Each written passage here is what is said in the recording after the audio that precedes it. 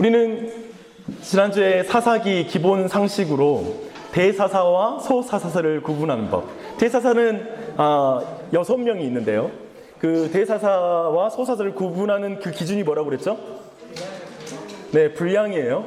그러니까 얼만큼 양을 많이 기록했느냐로 대사사와 소사사를 구분한다고 했습니다. 네, 대사사를 한번 같이 함께 읽어볼까요? 시작. 온니엘, 에훗, 드보라, 기드온, 입다, 삼손. 네, 이렇게 6명입니다. 제가 색깔을 구분해 놨습니다. 왜 그랬을까요? 제가 이렇게 색깔을 구분해 놓은 이유는 저 기드온이라는 이 인물이 그 앞에 있는 3명의 사사와 뒤에 있는 2 사사, 그 가운데 분기점이 되는 그러한 사사이기 때문이다. 어떤 분기점이냐면요, 사실 기드온 이전에 그런 사사들에겐 큰 흠이 보이지 않는 어떤 그래도 건강한 사사들이었다고 볼 수 있는데, 이제 기드온 이후로는 정말 흠이 너무나 많은 사사들이 등장하게 됩니다. 사실 이 기드온이라는 인물 자신이 초기와 후기의 모습이 너무나 다른 그런 인물이었습니다. 처음에 그가 시작할 때 말씀 기억나세요? 하나님의 사자가 기드온을 부르러 왔을 때 기드온 스스로가 자신을 뭐라고 말하냐면, 나는 지극히 작은 자입니다 라고 말을 해요. 그때는 정말 자신을 겸손하게 여기고 매우 낮은 자리에서 자신의 무력함을 고백하는 그런 소심한 사람이었다는 걸 지난주에 우리가 살펴봤습니다. 하지만 이 사람이 나중에 8장 31절에 아들의 이름을 뭐라고 짓는지 아세요? 아들의 이름을 아비멜렉이라고 짓습니다. 아비라는 것 자체가 뭐냐면, 나의 아버지 이즈 멜렉 하면 멜렉이 왕이에요. 나의 아버지는 왕이십니다. 이제 그의 말년에 이젠 수없이 많은 70여 명이나 되는 많은 첩을 얻고, 그리고 그 가운데 한 첩에게 얻은 자식의 이름을 나의 아버지는 왕입니다 라는 이름을 지어준 거예요. 그의 처음과 끝이 너무나 다른 사람이었습니다. 그런데 성경, 이 사사기 6장에서부터 9장까지 다루고 있는 이 기드온을 통해서 하나님께서 정말 우리에게 주시고자 하는 메시지의 핵심은 무엇일까요? 지난주에 기억나세요? 기드온에 대해서 설명했던 것. 첫 번째 그림이죠. 기드온이 부름받을 때의 장면이에요. 그때 제가 기드온을 표현했던 사자성어가 아니지만 내가 마음대로 말을 앞글자만 조합해서 말했어요. 소두의불. 뭐였죠?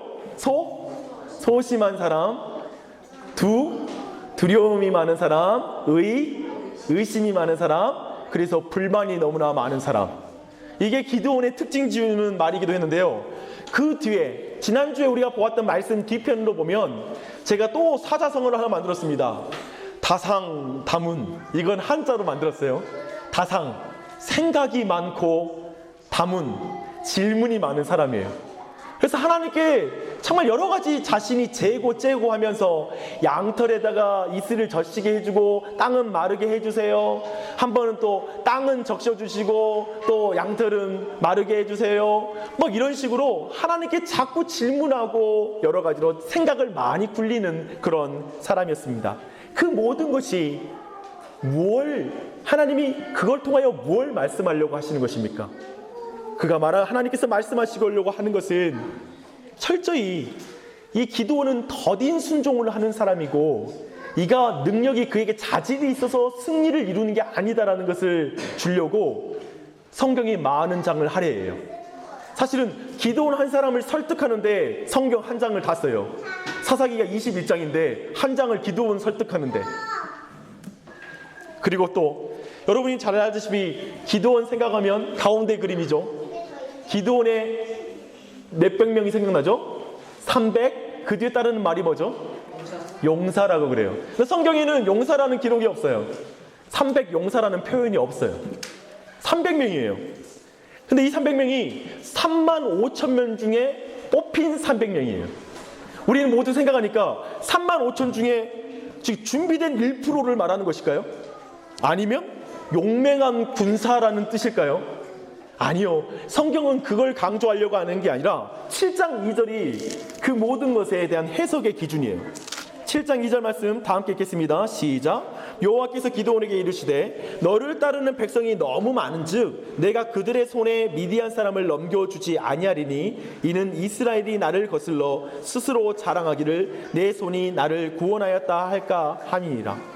300명으로 줄인 이유는 벤처 정신을 강조하기 위해서거나 소수의 기동력을 강조하려고 하는 그런 식 때문에 그걸 쓴 게 아니라 300명이라는 숫자는 지금 저들을 괴롭히고 있는 14만 5천 명에 달하는 미디안의 군대를 도저히 숫자로는 이길 수 없는 300명까지 줄여서 하나님의 이 전쟁을 승리케 하신 분이라는 걸 강조하기 위해서 이 모든 걸 사용하셨다는 걸 더욱더 드러나죠. 그렇기 때문에 기드온의 300용사를 강조하면 안 돼요. 성경을 잘못 해석하는 거예요. 성경의 주제에서 벗어난 이야기예요. 그리고 그 뒤로 보면 여러 가지가 나타납니다. 그 중에 한 가지 뭐죠? 항아리와 횃불이에요. 그리고 함성. 또 이걸 이렇게 해석해요. 한 마음으로 기드온이 보내는 기호에 따라서 동시에 항아리를 깨뜨리고 소리를 질렀으니까 이런 역사가 나타났다. 그러니 담임 목사가 외치는 대로 동시에 순종함으로 말미암아 놀라운 이적을 나타내자. 이러면 또 성경 해석이 엉망이 되는 거예요. 성경의 핵심은 이 모든 또 해석은 7장 9절이 해석의 키예요. 다 함께 읽겠습니다. 시작. 그 밤에 여호와께서 기드온에게 이르시되 일어나 진영으로 내려가라. 내가 그것을 내 손에 넘겨 주었느니라. 핵심은 뭐냐면 저는 그런 상상해봤어요. 14만 5천 명이 그 진을 치고 있는데 300명을 흩어놨다고 생각해봐요. 300명이 포위해가지고 14만 명이 머물고 있는 거대한 진에 있으면 도대체 얼만큼 공포감을 줄 수 있을까요? 여러분 생각할 땐 지금 사실은 기드온이 쓰고 있는 그 모든 횃불 깨뜨리고 항아리 깨뜨리고 하는 게 사실은 우리 인간의 눈에 볼 때 터무니없는 짓이라는 걸 도리어 드러내는 거예요. 생각해봐요. 전쟁하면 칼로 싸워야지 갑자기 항아리 깨뜨리고 소리 지르래. 당황스럽잖아요. 이게 지금 도리어 되게 지금 이 전쟁은 전술로 이기는 것이 아니라 하나님께서 미디안을 지금 기드온에게 넘겨주셨기 때문에 이기는 전쟁이다라는 걸 더욱 드러내고 있는 본문인 것을 우리가 알게 됩니다. 여러분 그렇다면 이 성경 기드온을 통해서 그러면 전체 기록 가운데 기드온의 기사를 통해서 우리에게 핵심적으로 성경이 주려고 하는 메시지는 무엇입니까? 우리가 아까 보았던 7장 2절에 그 키가 있어요. 뭐냐면 보면 너를 따르는 백성이 너무 많은즉 이라고 말해요. 너를 따르는. 사실 이 말은 두 가지 복선이 깔려 있습니다. 두 가지 대상이 있는 거예요. 첫째는 기드온이 이기고 나서 나의 용도력에 의해서 이 놀라운 역사가 이루어졌다라는 걸 기드온 스스로에게 경계시키는 것. 너를 따르는 이라는 표현을 통해서 기드온을 경계할 뿐만 아니라 이스라엘 백성이 스스로 이기고 나서 우리가 3만 5천 명의 군사력으로 이겼다라고 스스로 자랑하는 것을 하나님께서 허락지 않는 거예요. 이것이 기드온의 모든 기록의 핵심적인 말씀입니다. 그렇게 이해했을 때 이제 여러분 모두 이제 함께 살펴볼 부분은 기드온의 탈선과 그리고 이스라엘의 실패하는 장면을 이제 차근차근 보려고 합니다. 놀라운 승리를 했죠. 하지만 기드온이 전쟁의 과정 속에서 조금씩 사적인 욕구가 씨앗처럼 뿌려집니다. 즉 자신의 이름을 높이려고 하고 하나님의 힘으로 그리고 하나님이 주신 사람들로 자신이 원하는 것을 이루려고 그걸 사용하기 시작하는 것이죠. 이스라엘의 왕과 이방의 왕과의 결정적인 차이는 거기에요. 이스라엘의 왕은 하나님이 주신 모든 것으로 하나님의 뜻을 이루는 데 쓰는 반면에 이방의 왕의 특징은 뭐냐면 하나님이 주신 모든 권력으로 자기를 지키는 데 모든 걸 써버리는 것. 그게 거룩한 왕과 거룩하지 않는 왕을 구분하는 기준이거든요. 근데 이제 기드온이 이방의 왕의 그 길을 걷기 시작합니다. 7장 18절 말씀 봐보십시다. 다 함께 읽습니다. 시작. 나와 나를 따르는 자가 다 나팔을 불거든 너희도 모든 진영 주위에서 나팔을 불며 이르기를 여호와를 위하라 기드온을 위하라 하라 하니라. 이 본문에 대해서 사실은 여러 가지로 해석할 수 있습니다. 한 가지 해석 방법은 뭐냐면 우리가 이 전쟁을 치르기 직전에 기드온이 적진에 들어가 보거든요. 적진에 들어갔을 때 그 사람들이 하는 말을 엿들어요. 한 꿈의 이야기인데 그들이 말하기를 기드온이 우리를 무찌를 거라고 꿈 해석하는 모습을 보고 어쩌면 하나님의 이름을 모르기 때문에 차라리 기드온이라는 이름을 저 미디안 군사들이 더 잘 알기 때문에 기드온의 이름을 포함시켜서 사람들이 공포감을 갖게 만들자라는 것일 수 있죠.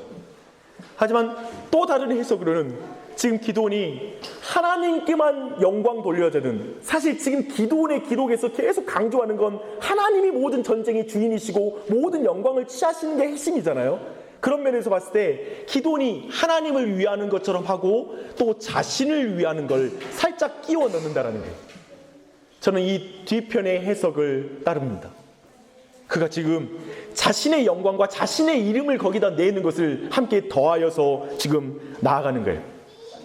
그리고 그것은 구체적으로 열매가 맺는데 우리가 방금 전에 봤던 8장 22절에서 열매 맺습니다. 사람들이 뭐라고 하냐면 8장 22절 제가 읽을게요.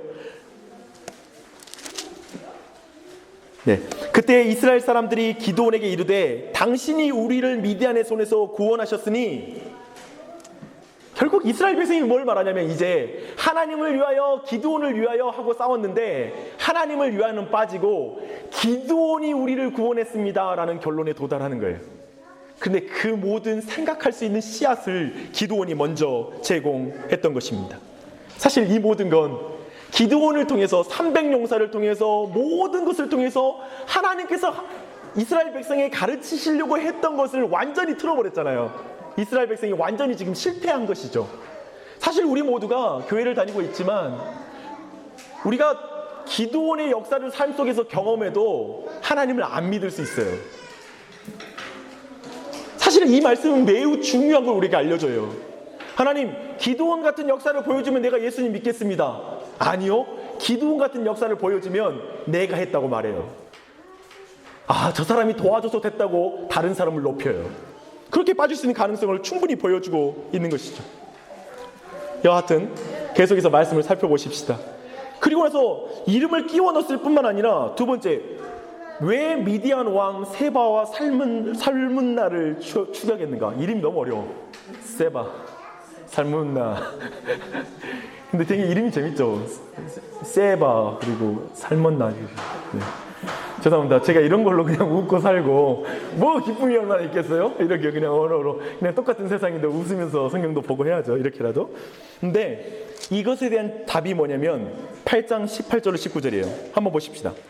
8장 18절로 19절 말씀 다 함께 읽겠습니다. 시작. 이에 그가 세바와 살문나에게 말하되 너희가 다볼에서 죽인 자들은 어떠한 사람들이더냐 하니 대답하되 그들이 너와 같아서 하나같이 왕자들의 모습과 같더라 하니라. 그가 이르되 그들은 내 형제들이며 내 어머니의 아들들이니라. 여호와께서 살아계심을 두고 맹세하노니 너희가 만일 그들을 살렸더라면 나도 너희를 죽이지 아니하였으리라 하고. 지금 뭘 말하냐면 기드온이 하나님의 전쟁의 핵심은 하나님의 심판의 명령에 따라 하나님의 뜻대로 전쟁을 진행하고 완수하는 거거든요. 근데 지금 명백하게 이 전쟁을 치르면서 지금 사적인 감정, 사적인 원한을 푸는데 지금 300용사를 동원했다는 걸 보여주고 있는 거예요. 뭐냐면 하나님께서는 사실 이 300명의 그 군대가 직전의 전쟁에서 물론 그들이 크게 역할한 건 없었어요. 그 야밤에 항아리 깨고 소리 지르고 목은 쉬었을 거예요. 대부분 목이 쉬어서 지쳐있는 상황이 있을 수 있겠지만 중요한 건 14만 5천 명에 달하는 미디안 군대와 싸웠기 때문에 얼마나 지쳐있겠어요. 근데 그 지친 군대를 몰고 계속 끌고 가는 거예요. 300명만 데리고 계속해서. 그렇게 내달린 이유가 뭐냐면 결국 그들을 도구화시켜서 자신의 사적인 감정을 푸는데 하나님의 군대를 사용하는 거예요. 이게 죄예요. 죄예요. 이것이 어떤 죄인지 조금 있다가 하나하나 살펴보겠습니다. 그리고 또한 그 중간에 자신의 군대를 대접하지 않았던, 떡을 주지 않았던 숙국과 분노엘 사람들을 학살합니다. 사실 이 기록은 특별한데 사사에 의해서 동족 상잔이 일어나는 최초의 기록이에요. 즉 사사는 저 이방 민족으로부터 우리 백성을 지켜주는 자가 사사인데 자신의 백성들을 학살하는 그 일에 최초로 그 일에 뛰어든 자가 바로 기드온인 거예요. 기드온에게 이렇게 음지와 양지가 같이 있는 그런 사사였습니다. 그리고 이제 본격적으로 더욱더 노골적으로 드러납니다. 8장 21절 말씀입니다. 세바와 살문나가 이르되 내가 일어나 우리를 치라. 사람이 어떠하면 그의 힘도 그러하니라 하니 기드온이 일어나 세바와 살문나를 죽이고 그들의 낙타목에 있던 초승달 장식을 떼어서 가지니라. 이제 전리품을 취하기 시작합니다.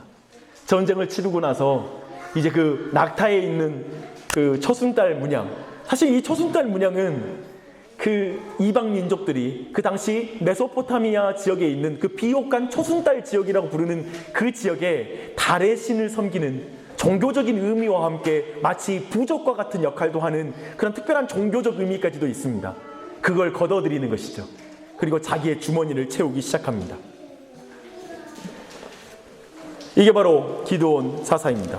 그리고 오늘 우리가 보는 본문으로 이어집니다. 23절 말씀입니다. 이제 이렇게 놀라운 승리를 거두고 나자 이스라엘 백성이 이제 기드온에게 와서 당신이 우리를 미디안의 손에서 구원했습니다. 당신과 당신의 아들과 당신의 손자가 우리의 왕이 되어서 다스려 주십시오 하고. 여러분 느낌 오죠? 지금 기드온 하는 모양 봐서는 분명히 여기에서 우리가 그려지는 그림이 있어요. 기드온이 왕 되라고? 알았어. 여러분이 정말 원하니까 내가 왕이 되겠습니다. 민주주의 정신에 부합하여서 내가 되겠습니다 라고 이렇게 말할 것 같은데 정말 놀라운 고백을 해요. 23절 말씀 다 함께 읽어볼게요. 시작. 기드온이 그들에게 이르되 내가 너희를 다스리지 아니하겠고 나의 아들도 너희를 다스리지 아니할 것이요 여호와께서 너희를 다스리시리라 하니라. 네, 왕의 자리를 거절했어요. 놀랍죠? 그리고 여호와만이 너희의 왕이 되신다라고 말합니다. 놀라운 신앙 고백이에요. 하지만 이 말은 사실 진정성이 없는 고백이에요. 왜냐하면 그의 삶이 그 고백이 얼마나 진정성이 없는지를 드러냅니다. 구체적으로는 24절 말씀 보십시오. 그가 귀고리를 요구해요. 근데 귀고리를 요구할 때 24절 보면 재밌어요. 그가 요구한 건 귀고리인데요, 기드온은 이미 알고 있어요. 미디안 사람들에게는 금 귀고리가 있다라는 걸. 그래서 처음에 말할 때 그냥 귀고리, 너희들 전리품으로 취한 귀고리죠. 하지만 사실 그 뒤에는 금이 있는 거죠. 금 귀고리. 이 말이 뭐냐면 철저히 자신에 있는 욕심을 위장해서 말하는 그런 사람이었던 거예요. 여러분 알잖아요. 포도주 틀에 숨어서 몰래 타작하는 그 소심한 기드온이 전쟁에 승리하면 나타나는 실력이 뭐냐면 자신에게 있는 깊은 내적인 물질에 대한 욕망을 포장해서 이렇게 가장해서 취해내는 그런 기술로 바뀐다는 거죠. 소심한 사람들이 되게 꼼꼼해요. 죄도 아주 꼼꼼하게 우아하게 지어요.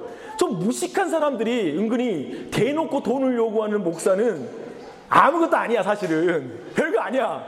여러분 교회 떠나면 돼요. 박 목사가 돈을 막 앞에서 여러분 헌금 많이 하세요. 복 받습니다. 그럼 여러분 그냥 떠나면 되잖아요. 노골적이야. 저는 그렇게 안 해요. 저 같은 사람은 굉장히 소심하게. 지금 사실 기드온이 그런 사람이라고 해요. 아주 뛰어나요. 그런데 그 이스라엘 사람이 들은 양이 19kg이에요. 어마어마한 양이죠. 그 외에 전리품을 또한 얻습니다. 초승달, 그러니까 이미 초승달 장식, 폐물, 미디안 왕복, 왕궁 낙타 장신구까지 다 얻어요. 기드온이 챙길 건 다 챙깁니다. 근데 특별히 여기서 주목해야 될 건 뭐냐면 왕들이 입는 왕복, 즉 자색 옷을 취하였다라는 거예요. 자색 옷을 취하여서 그는 그 옷을 만들어 입었을 거예요. 그 의미 자체가 뭐냐면 나는 이곳의 왕이라는, 왕을 상징하는 색깔의 옷을 입었다라는 거예요. 그는 말로 할 때는 나는 왕 되기 싫습니다. 하나님만이 왕이 되셔야 합니다 하면서 그가 취할 수 있는 모든 걸 다 취하는 거죠. 왕의 옷도 입고 다 누릴 건 다 누리는 거예요. 그리고 그는 결정적으로 19kg이 되는 그 금으로 에봇을 만들어요. 이것도 얼마나 교묘해요. 에봇은 대제사장이 입는 옷이에요. 사실 이 옷은 채색 옷으로 여러 가지 색깔의 그 실로 옷을 짜야 되는 것이 맞아요. 근데 금으로 만들었어요. 여러분, 지나친 종교화는 종교의 타락을 상징해요. 무슨 말인지 이해되십니까? 예를 들면 교회 건물에다가 모든 금과 은으로 도배를 해서 만드는 아주 갑질수록 이 세상에 물질화시키면 시킬수록 그것이 도리어 영적인 타락을 의미해요. 금으로 만들었으니까 더 좋잖아요. 그렇죠? 채색옷이. 그러니까 성경이 말하는 건 뭐냐면 하나님의 말씀대로서 에봇을 만들지 않는 것은 죄예요. 아시잖아요. 그리고 그 에봇을 도리어 제사장이 머물고 있는 그 성소에 두는 것이 아니라, 이 당시에 성소는 없었지만 제사장에게 그걸 맡기는 것이 아니라 자신의 집에 두었다고 말해요. 사유화시키는 거예요. 그가 단순히 정치 권력만 갖는 것이 아니라 종교 권력까지 취하면서 그것을 자신의 가정 안에 뒀다. 제 개인적으로 가장 멋진 유산은 그 부모님들이 요즘 부동산을 남기는 게 최고잖아요. 자자 대손 그걸로 받을 수 있으니까. 근데 제가 볼 땐 저희 집이 아주 좋은 케이스인데요. 식당을 하시거든요. 근데 장사가 우리 부모님 잘 되세요. 제가 볼 땐 최고의 전략은 뭐냐면 부모님 식당의 맛을 그대로 이어받는 게 자자 대손 어느 정도 입에 풀칠하고 사는 최고의 유산이다. 제가 생각하는 판단인데 어떻게 생각하십니까? 근데 지금 기드온이 취하고 있는 건 그거예요. 방금 전에 당신과 당신의 자식과 손자들이 우리의 왕이 되라고 말하는 거에 대해서는 거절했잖아요. 근데 에봇을 자신의 집안에 두면서 기드온 그 자신의 집을 종교 중심지로 만들어서 들어올 때마다 뭐 성전비, 들어오는 비용, 관람비로 받으면 그대로 사는 거잖아요. 기도는 지금 교묘하게 그렇게 지금 하나님의 거룩한 것을 틀어서 자기의 영달을 꿈꾸고 있는 걸 보여주고 있습니다. 그는 또한 이방의 왕처럼 수많은 아내를 거느립니다. 30절 말씀 보십시오. 종합하면 뭡니까? 기도는 왕이 되지 않을 것이라고 공언했으나 왕처럼 행세하는 자가 바로 기드온이라는 거예요. 그의 진심은 그의 아들을, 손자를, 아들 이름을 지을 때 나오잖아요. 아비멜렉, 나의 아버지는 왕이시다. 기드온의 깊은 속마음은 그건 거예요. 여러분 모두는 이 기드온의 탈선을 보시면서 어쩌면 교회의 지도자의 탈선을 생각했을 수 있고요, 한국교회의 탈선을 상상했을 수 있습니다. 근데 여러분, 기드온이라는 이 인물이 오늘날 목사들에게만 적용되는 인물입니까? 아니면 성도들에게만 적용되는 이야기일까요? 신앙 고백은 그럴듯하게 하고 철저히 세속적인 삶을 살아가는 것, 이게 목사만의 이야기입니까? 성도만의 이야기입니까? 아니요, 둘 다의 이야기입니다. 모두의 이야기입니다. 저는 그런 감정을 들었습니다. 그리고 그분이 한국교회에 많이 불려다니시더라고요. 수백 명의 성도를 데리고 수백억 교회 건축 공사를 이룬 거예요. 그리고 수백억짜리 교회를 건축해 놓으니까 사람들이 몰려드는 거예요.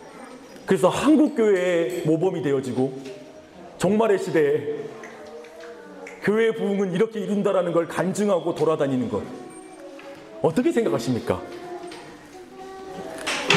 그리고 수천억짜리 교회를 건축하고 나서 그 건축하고 나서 교회를 하나님께 바치는 예배를 드릴 때 그 교회 앞에, 교회 밖에 커다란 현수막이 걸렸습니다. 이런 현수막이었습니다. 하나님만이 하셨습니다. 하나님만이 하셨습니다. 어떻게 생각하십니까? 저는 그 교회, 한국교회에서 가장 존경을 받았던 한 교회가 이제는 아무도 그 교회를 모범으로 생각하면서 그 교회를 거론하지 아니하고 한국교회의 타락을 말하면서 어쩌면 이 설교에서도 예를 들어지는 그런 교회로 전락하는 모습을, 십수년 안에 그런 일이 벌어지는 것을 보면서 한국교회 많은 목회자들 안에 고민이 있었습니다. 이런 고민이었습니다. 이게 목회자 한 사람이 바뀌니까 교회가 이렇게 된 거야, 도대체 뭐가 문제야 했죠. 그렇게 제자 훈련이 강한 교회인데 어떻게 그렇게 한국교회 제자 훈련을 퍼뜨린 교회가 이렇게 순식간에 한국교회의 만시지탄이 될 수 있지? 라고 말했을 때 목회자 한 사람 때문에 이런 것인가? 라고 질문하는 것이었죠. 어떻게 생각하십니까? 저는 목회자와 성도들이 박수쳤다고 생각합니다. 목회자만의 문제도 아니고 성도만의 문제도 아니라고 생각합니다. 둘이 박수를 친 것이죠. 오늘 본문을 보십시오. 기드온도 왕이 되고 싶어하는 본심이 있고 백성들도 왕으로 세우고 싶은 거예요. 왕이 되기 좋아하는 목사와 왕을 만들기 좋아하는 성도들의 합작품이에요. 무슨 말인지 아시겠어요? 오늘날 우리의 부패함은 누구 한 사람의 한 부류의 문제가 아니라 우리 모두가 만든 자리임을 고백하고, 우리 교회 또한 잘났다고 말하는 게 아니라, 내가 늘 강조하지만 문제가 별로 없어 보이는 건 작으니까 없어 보이는 거예요. 교회가 크면 문제가 그만큼 커져서 잘 드러나는 것 뿐이에요. 우리 모두가 그런 자리에 있어요. 백성들의 헌금이 권력을 누리려는 기드온에게 주어졌을 때 우상을 만드는 자원이 되는 거예요. 이해되세요? 이걸 성도들에게 적용해 볼까요? 스스로 왕이 되어가는 성도에게 하나님이 복을 아무리 드립다 부어줘도 그 사람은 그거 가지고 우상 만들지 하나님을 경배하지 않아요. 대형교회의 목사와 성도들에게 적용되는 이야기 아니라 우리 모두에게 적용됩니다. 큰 교회 비난하며 우아한 작은 교회 철학과 바른 신학을 가르치며 왕처럼 행사하는 것이 가능합니다. 작은 교회 목사가 더 문제가 많을 수 있습니다. 최근에 한국 교회를 이렇게 표현한 걸 들었습니다. 주 예수, 주식회사 예수. 지금 정말 그렇게 말해요. 목사교에서 예수교로 돌아가야 된다라는 말을 하고 있고, 주식회사 예수에서 주 예수 그리스도를 고백하는 신앙으로 회복되어야 된다라고 말합니다. 기독교 신앙의 기복화와 물질화를 작은 교회 다닐 때 우리 교회 사람들은 비난할 수 있어요. 그건 신앙이 아니야. 근데 제가 한 가지 말씀드리죠. 여러분 돈 좋아하잖아요. 여러분 모두 그 돈으로부터 자유롭지 아니하며 그 돈이 내 주인이 아니다라고 자신 있게 말 못하잖아요. 그런데 왜 그렇게 한국교회의 물질화만 비난하고 욕하는 것으로 자신이 괜찮다라고 면죄부를 주려고 하는 것, 자위하는 게 얼마나 많아요. 말로는 신앙 고백 번지르르게 하면서 실제 삶으로는 그렇지 않는 게 우리 안에 얼마나 많아요. 그걸 지금 기드온이 우리 모두에게 말하고 있는 것 아닙니까? 주 예수 그리스도라고 고백하면서 자신의 인생을 스스로 계획하고 구원하는 신자, 목사, 신자도 그렇고 비목사, 신자도 동일하잖아요. 그런 사람으로 넘쳐나는 게 교회입니다. 사랑하는 여러분, 말하는 것에 속지 마십시오. 여러분이 생각하는 것에 여러분이라고 생각하지 마십시오. 지금 기도는 그걸 말하고 있는 거예요. 여러분이 나는 교회 다니고 있다, 그러니까 괜찮아, 자신의 종교적인 열심이 자신이 괜찮은 사람이라고 생각하는 것을 포장하지 마십시오. 아니에요. 11조로 포장하지 마세요. 다른 어떤 걸로 여러분 자신을 포장하지 마세요. 흠이 없다고 생각하지 마세요. 기드온은 승리 가운데 자신의 문제가 없다고 생각하는 거예요. 이 정도는 되겠지라고 생각하는 거예요. 그게 타락의 시작입니다. 저는 솔직히 말하면 되게 갈수록 정말 흠이 많은 목사임을 제 자신을 돌아보게 됩니다. 저는 기드온 말씀 보는데 편하지 않았습니다. 여러분도 말씀 듣는데 불편하시죠? 저도 그렇습니다. 제가 얼마나 속물인지 모릅니다. 정말 내가 얼마나 부패하기 쉬운 존재인지 모릅니다. 저도요, 신앙으로 포장된 욕망의 시대에서 결코 자유롭지 않은 사람입니다. 저도 욕망이 가득한 사람입니다. 어떻게 하죠? 여러분도 저랑 비슷하지 않으십니까? 우리 모두에게 필요한 건 하나님의 긍휼입니다. 우리 모두 자신을 지켜가지고 기드온처럼 안 되겠다라고 의지를 가지고 그런 사람이 될 수 없다라는 걸 기드온이 말하고 있는 것입니다. 도리어 우리를 겸손하게 여기십시다. 우리 안에 하나님의 긍휼이 오직 유일한 소망이 되고 우리에게 더욱더 하나님의 뜻대로 살아가는 책임이 되는 것은 바로 35절 말씀 때문에 그렇습니다. 저는 이 부분이 제일 이해 안 됐어요. 8장 35절이 하나님께서 기드온을 평가하는 거거든요. 하나님은 기드온이 어떤 사람인지 다 아시거든요. 근데 기도원을 이렇게 평가해요. 또 여룻바알이라 하는 기도원이 이스라엘에 베푼 모든 은혜를 따라 그의 집을 후대하지도 아니하였더라. 하나님께서는 지금 기도원에 대해서 어떻게 생각하냐면 그를 통해서, 그를 사용해서 이스라엘에 40년 동안 평화를 주셨고 또한 그 사람을 이렇게 평가해 주고 있는 거예요. 여러분이 생각할 땐 타락한 사사로 기록했으면 좋겠는데 하나님은 그렇게 하지 않으신 거예요. 좀 이걸 좀 다르게 표현해 볼까요? 하나님께서는 흠이 많은 자들을 통해서도 일하실 수 있습니다. 아멘. 그런데 이 비유 들으면 여러분이 기분 나쁠 거예요. 흠이 많은 목사를 통해서도 구원의 사건이 일어난대요. 어떻게 생각하세요? 흠이 진짜 많은 목사인데 이상하게 막 회심했다고 그러는 거예요. 나 예수님 만났다고. 뭐 이거 어떻게 해석해야 되는 거예요? 하나님이 그 사람을 사용하면 안 되는 거잖아요. 그런데 하나님은 그 사람을 통해서 일하고 계세요.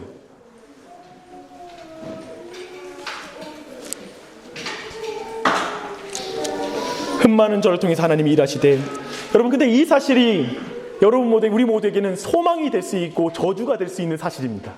어떤 측면인지 볼까요? 흠 많은 자를 붙드시고 일하시는 하나님을 자신의 하나님으로 기억하는 자는 복이 되는 것이고, 자신의 하나님으로 기억하지 않는 자는 저주로 받을 것입니다. 예를 들면 이런 것입니다. 저주가 되는 사람은 이런 것입니다. 하나님의 모든 구원의 역사를 스스로 행했다고 생각하는 것이죠. 그 가운데 이 사람이 이렇게 말하는 거예요.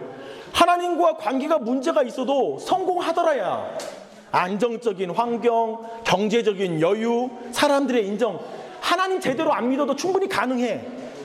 그러니 대강 믿고 열심히 살면 돼. 세상에서의 법칙과 하나님과의 법칙은 다 둘이 이원론적으로 분리돼 있어. 그냥 세상에서는 세상 방식대로 열심히 살면 그냥 그렇게 잘 살 수 있어. 인생은 나 하기에 달려 있어. 이런 결론에 도달하는 것이죠. 또 다른 면으로 이 사람은 전혀 다른 면으로 어떤 존재가 있냐면, 흠이 많은 나와 같은 자를 하나님이 기억하실까? 나를 통해서 일하신다고? 터무니없는 소리 하지 마. 그런 이야기는 저기 특별하게 헌신된 사람들에게나 이야기해. 나는 하나님께 쓰임받기에는 글렀어. 이 또한도 극단적으로 여전히 스스로 하나님을 보지 못하고 자기를 붙잡고 있는 존재이기도 하죠. 사실 이 저주가 되는 사람에게 주시는 하나님의 모든 은혜가 사실 이 사람에게는 저주가 됩니다. 스스로를 높이는 데 사용합니다. 그리고 스스로를 비하하는 데 사용합니다. 그러나 자신의 모든 삶 속에서 하나님이 일하시는 걸, 구원하신 하나님을 기억하는 자, 본 자는 어떤 사람일까요? 이렇게 말하는 자죠. 하나님, 인생의 열매, 사역의 열매, 성공과 성취는 내가 흠이 없다는 말이 아님을 고백합니다. 내가 이토록 흠이 많음에도 나를 붙드시고 사용해 주신 하나님께 감사합니다. 주님, 흠 많은 것을 당연히 여기지 않고 두려움을 가지고 거룩한 삶에 힘쓰도록 도와주시옵소서.